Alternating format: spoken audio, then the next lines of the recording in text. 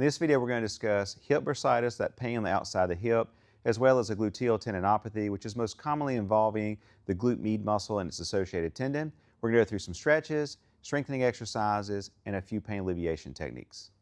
Now, whether you're suffering from gluteal tendinopathy, pain on the outside of the hip, or a bursitis, that painful area on the outside of the hip, both of those things can be treated similarly as far as your stretches and your exercises. Both often are confused with one another. A lot of times if this is a bursa issue and the bursa is too inflamed, it's not responding to conventional treatment with exercises, stretches, and activity modification, a lot of times the surgeon will go in and either inject it directly with a steroid or remove the bursa sac completely. That's known as a bursectomy. And then a lot of times you do really well after that. If it is a gluteal tendinopathy, where the tendon of the glute med muscle is inflamed and irritated, that responds differently. In a lot of cases, that's a little easier in my experience to treat because you can load that tendon, stretch the muscle out, kind of go through some different workload management techniques, and it does really well. Typically, there's no removal there unless this has been a prolonged issue and you need to have some tendon removed because it's become calcific or something like that. Again, that's not very common that I've seen throughout my practice. So our first thing we're going to do is going to be a stretch. It's a seated knee to chest stretch. So you're going to bring your knee up as far as you can, really holding that for about 10 to 30 seconds. And then we're going to repeat that to the other side. Now, even if the other side is not the painful side or not the affected side, I still like to perform stretches on both sides just to kind of keep everything symmetrical. The next one we're going to do is cross over the painful hip. So my pain's on the outside of my hip here. And I'm going to cross over in this position.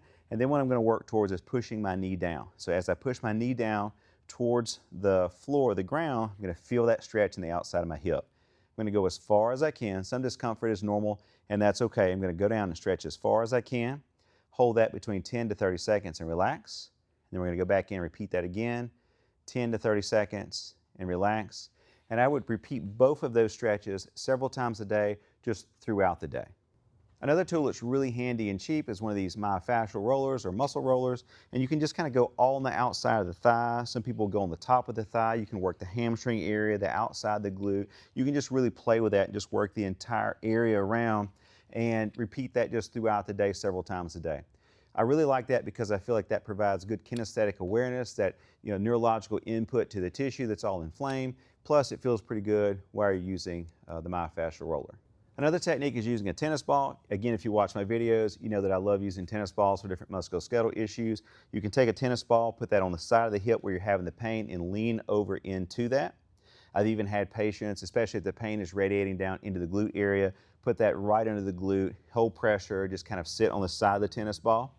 And you can also lie on your side on the floor, on the bed, put the tennis ball there, and just hold static pressure. Now, I will tell you, if this is a bursitis issue, that tennis ball probably is not going to feel very good holding pressure over the bursa sac. If this is a tendon issue or the tendinopathy issue, then typically that does feel pretty good. It may still be sensitive, but with a bursa, that's going to be pretty painful. So you might not be able to put it right over the top of the bursa. It's kind of vary where you place the tennis ball. And now going into our exercises, we're going to start off with a glute bridge. So what you're going to do is just bend the knees, bend the hips, and focus on bringing the back of your pelvis off of the bed, floor, mat, whatever you're on. You're going to go up and down. Repeat that somewhere between 2 to 3 sets of 10 to 15 repetitions. This exercise is going to be hip flexion. I'm using a band. I have it fastened to my lower leg and then fastened to the wall. So what you're going to do with this is kick straight out and back down. You're going to feel that in your thigh, straight out and back down. If you lose your balance with that, make sure you're holding on to a stable surface, but go through that 2 to 3 sets of 10 to 15 repetitions. This next exercise is going to be hip abduction, so I have that same band fastened. What you're going to do is you're going to bring your leg out to the side. Now swap sides just for camera purposes, but you're going to go out to the side somewhere between 2 to 3 sets, 10 to 15 repetitions. If that's too painful, because a lot of times with a tendinopathy, that may be too painful on the outside of the hip. So what you can do is with that is still fasten the band here and step out and just hold that statically. You're going to feel that tension and pressure out there and then step back in. So step out, hold the pressure, and step back in. And again, you repeat that for 2 to 3 sets of 10 to 15 repetitions. Next is going to be hip extension. So I have the same band fastened to the wall. It's fastened to my lower leg. And what I'm going to do with this is kick straight back. So I'm going to go back, and back down, back, and back down, really controlling that. Somewhere between 2 to 3 sets of 10 to 15 repetitions. feet together, bend the knees, have the band around my lower thigh, and we're going to come up and back down, up and back down. You're going to repeat that for 2 to 3 sets of 10 to 15 repetitions. Our last exercise, we're going to use one of these boxes. I'm going to put it on the floor here. If you don't have a box, you can use just any stable surface where there's a little bit of a surface height transition. We're going to say it's my right side that's affected. I'm going to step on the box here and just kind of drop my hip down and then come back up. Drop my hip down, come back up. So I really can feel this contracting on the right side. My foot's not touching all the way to the floor.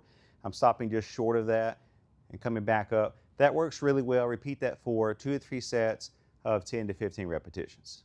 Thank you so much for watching. I hope this video helps with that outside hip pain, whether it be trochanteric bursitis or gluteal tendinopathy.